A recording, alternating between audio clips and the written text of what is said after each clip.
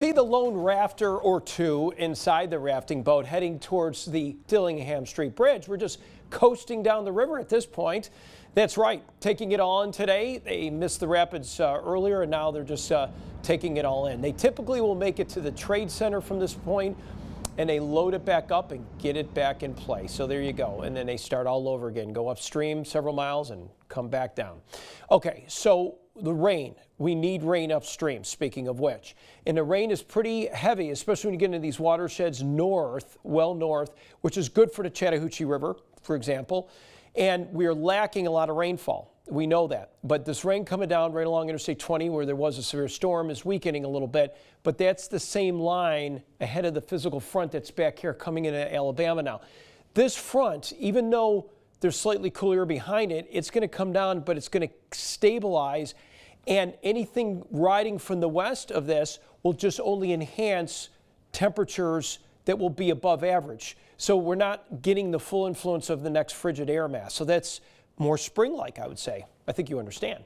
So we see the light rain coming in across western portions of Alabama, moving in our direction. It's been real light and steady. It's beneficial, good rain. But here comes the heavy rain.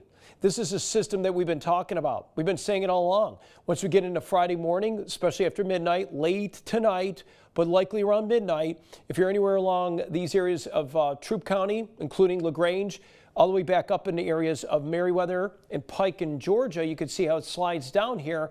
The front is sagging along with it, which will only enhance some thunderstorm development too.